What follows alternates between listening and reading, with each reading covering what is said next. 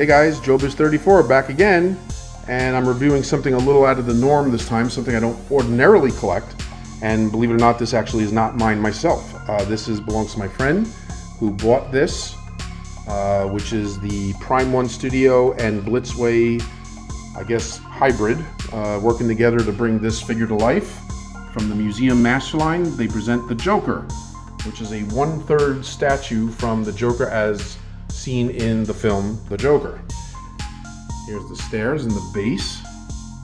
Here's some of the accessories. They even give you a little rat, I guess, for the city street base. And you can even see there's some real looking garbage bags back there, which is a nice touch. And here he is, the man himself, the Joker, in his very iconic pose, posing on the staircase. And he's in the crazy smile pose, as you can see there. So this is a 1/3 size statue, and obviously with the stairs makes him even look higher and taller. Definitely dominates the room. And the detail is very nice. So basically it is a statue, which is, I would imagine, what Prime 1 Studio normally specializes in. But I guess where Blitzway's part comes in is the tailoring and the clothing and the stuff like that, and probably participating in the sculpting and what have you, since they normally specialize in 1/6 figures. So I guess it's a happy marriage here to kind of give you that hybrid of a statue, but yet having real clothing and such, which kind of appeals more to the 1/6 enthusiasts that are used to collecting figures with real clothing and props and accessories and what have you.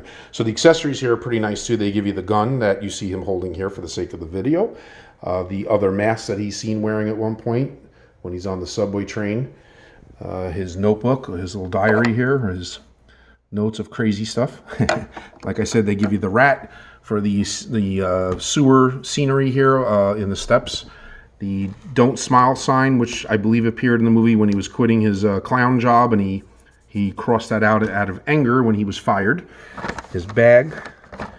Obviously, this is the instruction manual that comes to kind of go over everything that you get with it. Some photos of his card that explains his malfunction. Extra hands that you can use in place of the hands. They are interchangeable, which is a nice touch, so that you can have the hands appropriately hold whatever you want them to pose with. So for this one, for example, you would have him hold the card. Then there's the sign that he had that got smashed when he got mugged when he was working as the clown in the street. And here's like his bouquet of roses. And I believe this was the scene where he first meets young Bruce Wayne to foreshadow the future of Batman. And here's the massive box that comes with it that's way bigger than the figure, which usually is the case. And it comes very well protected with foam and everything else. The Velcro straps to hold the everything in place when it's packed. You can see some of his crazy writing on there, like you see in the movie on the chalkboard and stuff. And the nice touch that they did here is on the side, you can actually pose this as looking like his television. That shows his Murray Franklin show, which was played by Robert De Niro, the host that he always wanted to meet, that he ends up doing so. No spoilers. And on top of here, you could see this is where they show the number. So my friend got 0374, so 374 of 2600, I guess. I don't know what the S necessarily stands for at the end, but I would assume, since this is a limited edition, that this is 374 out of 2600, which is nice. So there's also, I can't really show you guys, but under the base, it also shows that number, I guess. So they don't really give you a certificate of authenticity card, but the certificate of authenticity is actually on the bottom of the base. So if you don't have the box, it still proves what number you have under the base, which is nice. So that's pretty much it.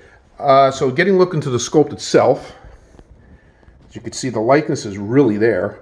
Really looks cool. Really looks like a human face with makeup on it. The paintwork is really nice. Again, the nice touch, they put wiring in the coat jacket so you can pose it, and they even go over in the instruction booklet of ideas and tips of how to bend and fold the jacket so you can get that realistic look of it, I guess, flying up in the air as he's, dancing, moving, or whatever he's doing. And the buttons, the vest, the shirt underneath, even down to the shoes, all have the accurate color scheme, like in the movie. The brown and the black mix on the shoes, which are nice.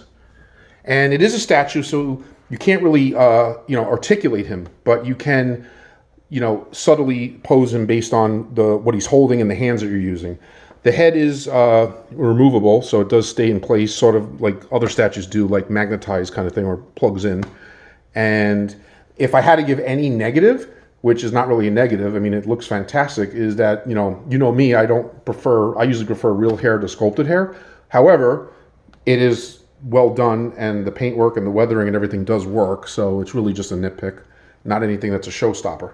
The mask itself, though, does have the real hair, as the third-party figures do in 1/6 scale. So it looks very similar to that, just big. And I just dropped the hand. Sorry, but no damage done. The hands and the fingers are flexible. So when it's not really a statue per se, it is bendable. So there is some give there. So that's kind of nice. So you can kind of get some of the accessories or things you want them to hold in there. The fingers do have some give, so that you can do that properly. And again, just to show the mask, now that it's in my hand instead of his hand, I'll show you. So there it is. And it even comes with the string. So I would imagine, not many people did it, but you can actually put the mask on his head, which is a nice touch if you wanted to. So there you go. So once again, 1/3 Prime 1 Studio / Blitzway Joker, 1/3 scale. And I definitely recommend getting this if you're a fan of this character. If you're not interested in this scale, this is really legitimately the only truly licensed release figure of him. But there are third-party, as everybody knows in the 1/6 world, there are a lot of third-party options to get him in from other companies like Toys R Us, SW Toys, and so on, which I myself, as you know, have, because I did review one of those in the past. But other than that, if you are a fan of the statue world, or the 1/3 scale, this is definitely a must-have, especially if you love this movie and this character as well. So there you go, guys. And congrats to my friend who actually owns this piece, and I will live vicariously through him with this one, since I don't have any room for this. So I did take the plunge in the 1/3 world a little bit with the Heath Ledger Joker that's coming out by J&D Studios.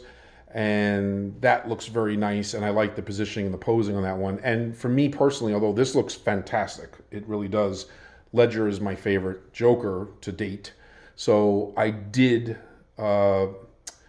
take the plunge with that one. So I will have a 1/3 figure in my collection. It may be the only one, but it'll be a nice one. So I'll review that when I get that down the road, when that comes out. Hopefully the end of this year, or maybe early next year, or whenever the date is. So that's it, guys. Real quick video. Just want to show this off a little bit. And again, 1/3 Joker. If you guys are a fan, go out and get it while you still can. Till next time, guys. Peace out. JoeBiz34.